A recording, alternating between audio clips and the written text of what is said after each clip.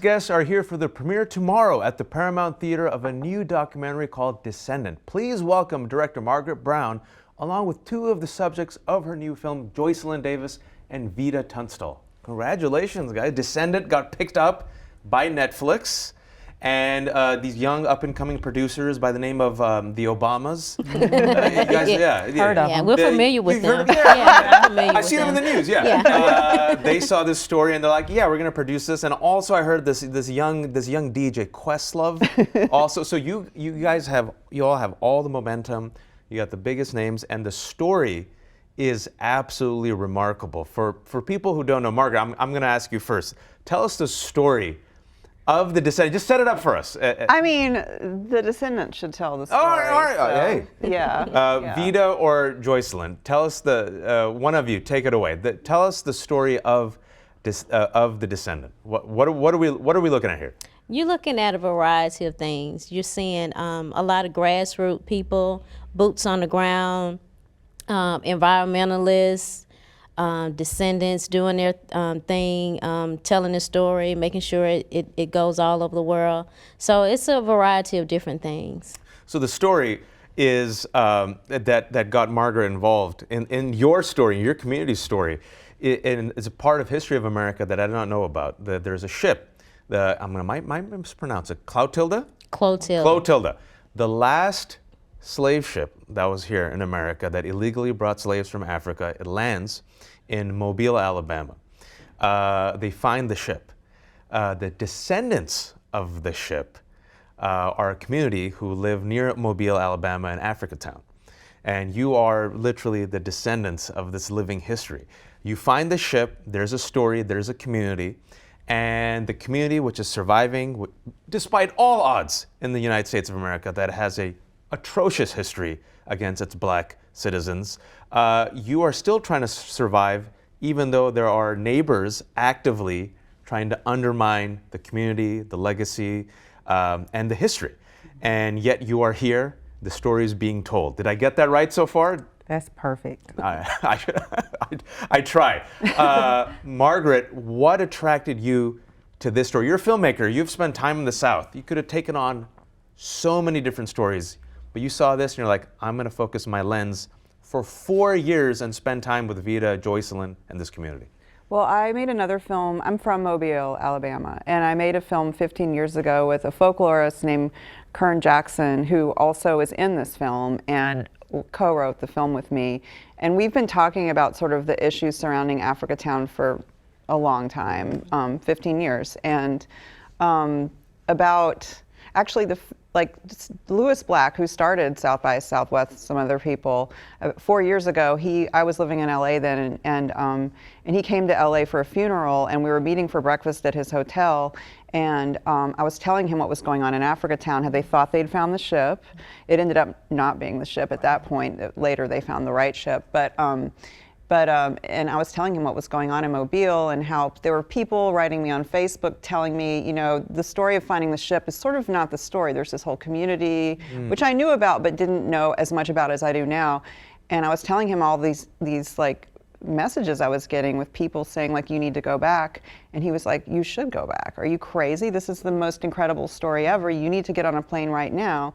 And he wrote me a check in the restaurant and I flew to Mobile. So that's how. I mean, and this is, they found the ship, or remnants of the ship, which was the last ship that brought the last slaves from Africa in the 19th century, right? And so people are like, oh, they found the ship. But no one talks about the descendants of the ship, the consequences, right? And to tell this is a story of a community, this is a story of history, this is a story of Black America, and this is a still living, thriving community. When Margaret comes to your community and says, I want to tell this story, as an insider from Mobile, but also an outsider, what made you trust her to say, okay, we'll give her an insight to our community for 4 years? I never felt like she was an outsider. She never felt like it. She was always so gracious in making sure she told a story in a way that, with integrity, and in a way that she allowed herself to be used for us to tell the story. As a vessel almost. Yeah, she was always cognizant of making sure she told it and honored it. And how about you, Joycelyn? When she comes in first time and says, I want to tell your story, you're like, okay, you're from Mobile, come on in. Or was there Was there some trepidation, some hesitation there? Never any hesitation. Look when at I you, Margaret. Look. Right. And when I first saw Margaret, like I didn't know who she was, but I was like, wow, she looks really cool. Like I want to meet her. So it wasn't like any hesitation. Like I wanted to meet her. Like I wanted to know her. I wanted to know like what was she doing in the community? How could I help? So Dr. Jackson, he said, well, I want you to meet Margaret. So I was like, oh wow, okay. I'm ready to meet her. So. And can you tell us more about Africatown? Tell us about the history of Africatown. Tell us like about the community. It's still thriving. And it's close to Mobile, right? Is it in Mobile or it's just? Mobile. It's in Mobile. All right. So this community established itself 19th century. The slaves that were forcibly brought here, the descendants. You are the descendants of this community. How has this community been surviving the past 150 years in America? One of you, either of you. Yeah, just, you still have the people that have a love for the community. Africatown has a long way to go. It's a struggling community, but it's a loving community. A lot of people still have that pride in Africatown. So our ancestors, they saved their money, which they thought they were going to go back home because they longed for home, because after 5 years of being enslaved, they thought they can go back home. But after being told no, they decided to make their own Africatown. So, I mean, even as, setting up councils and, making judges and, still speaking in their language and just, carrying the things that they learned home and bringing it to Africatown just to get that close-knit feel. And, they had their struggles. People make fun of them, right? People that look like them made fun of them. They wanted religion, so they built their own church. And they wanted to be educated, so they built their own school. So they were some great people.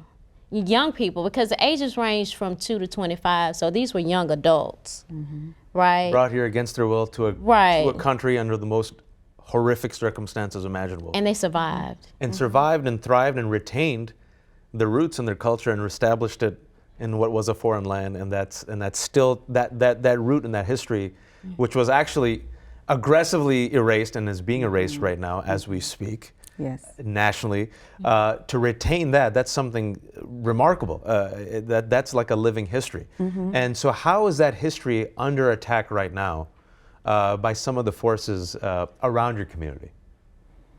You go for it. You can take a deep sigh, but this is... I know. Say what you want to say. It's just even throughout the fact that we're even here, this story's been denied for all these years, like we made it up.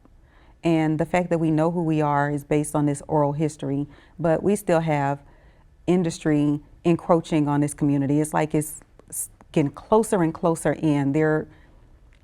I don't know that there's a lot of room for more residents, that it's just all about industry. And, this community is in the middle fighting for their space to just be able to thrive and to get back to what it was before, to have all the stores and all the businesses that a community needs, but the industry is surrounding it, like choking it out.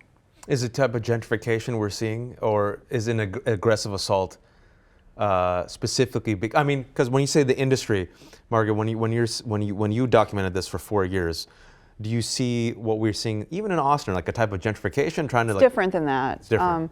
It's just like, imagine your community being surrounded on all sides by like these factories. I mean, it's very visceral in the film. And I remember when we went to your family's Lewis quarters, when I remember driving up there, and I'd driven up there. I made another film about Africatown 15 years ago that played at South by, I think 13 years ago, and called The Order of Myths. And so I'd been there before to visit Lorna.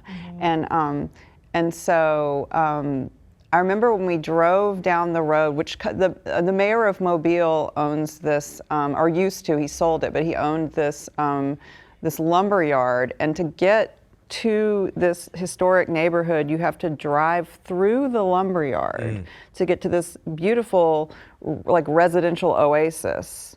And I remember being in the car, and like we were just like so emotionally struck by what it must feel like to have your historic land surrounded by this lumber yard that's like belching out chemicals basically on top, and we're in the process of sort of looking into this, but I think like some of the land might have been taken in confusing ways. I mean, it's just like, I think the lumberyard is on top of part of the family burial ground, you know, so it's just a slow and pretty steady astonishing. encroachment, slow and steady Yeah. encroachment, slow and Yeah. steady erasure, and the environmental damage, I'm assuming, that could potentially happen. Yeah. And you're still trying to hold on, like literally hold on to this. You mentioned the previous documentary. You've actually done two documentaries, I believe, in the South. You keep returning.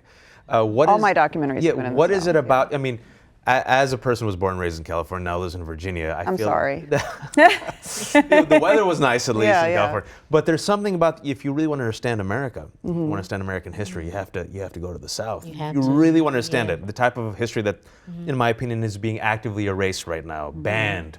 What is it about the South that you think that America needs to know? Why you keep returning to your roots? Well, I would point out that I think we can all share. I don't know if the South is like, you know, the slave trade. There were things going on in the North to support it. So I don't think It's an American. It's not that clear cut.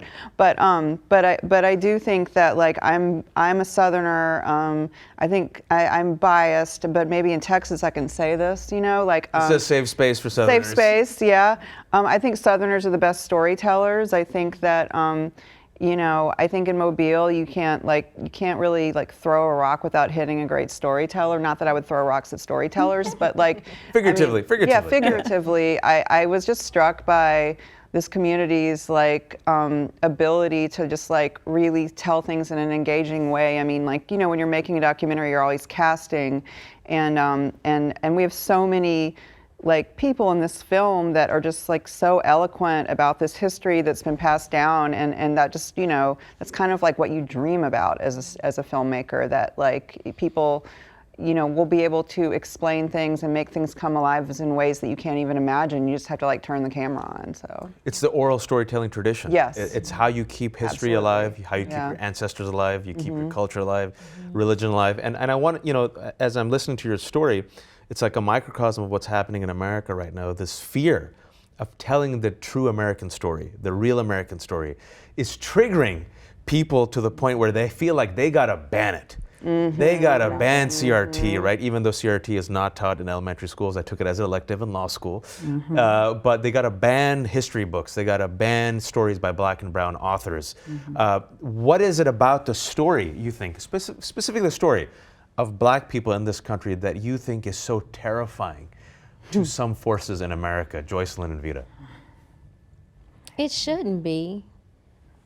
It shouldn't be. Now, the Africatown story, there were several people involved, right? People who look like me and people who look like Margaret that were involved. So we can have that conversation, right? So it's not like, oh, wow.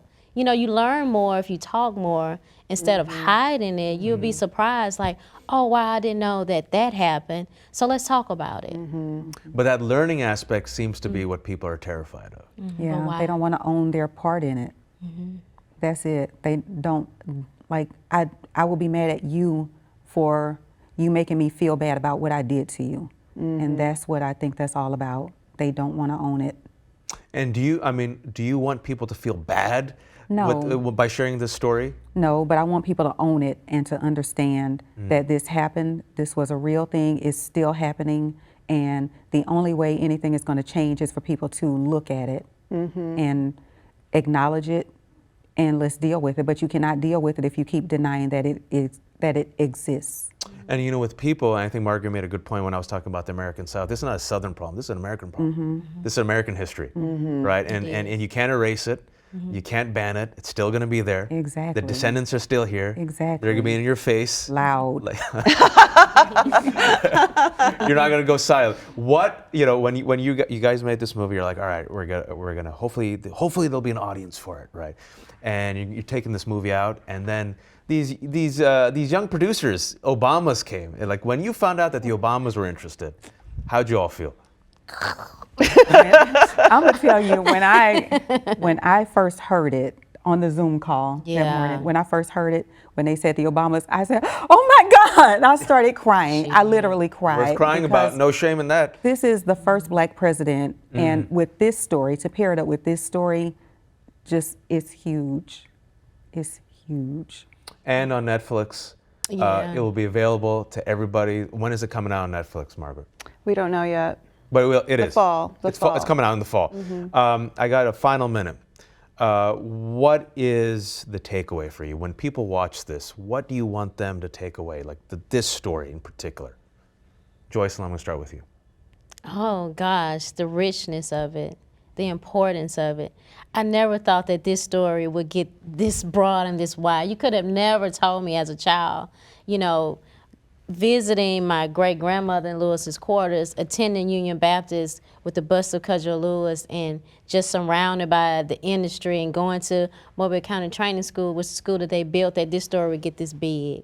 So the takeaway is for people to see, you know, what Mobile, Alabama has to offer, the great history.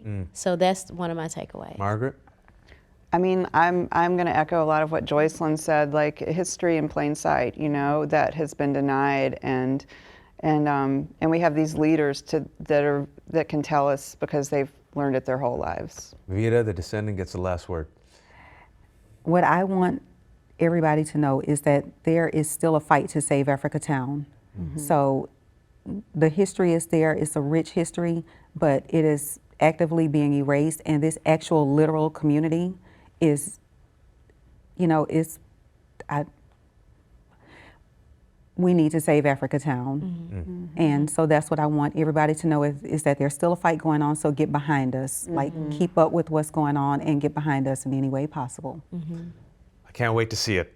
Can't wait to see it. Congratulations. Thank you. We're going to be seeing it on Netflix in the fall.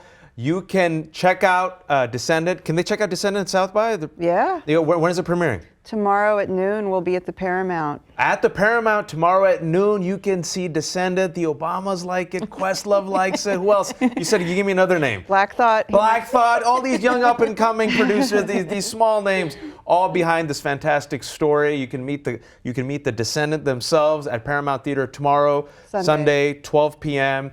Thank you all for watching. Thank you all for being here. You can check out our daily schedule of interviews on our website at southbysouthwest.com/studio. And you can watch all of our studio interviews, including this one, on the South by Southwest TV app, available on Apple TV, Roku, Android TV, and Amazon Fire.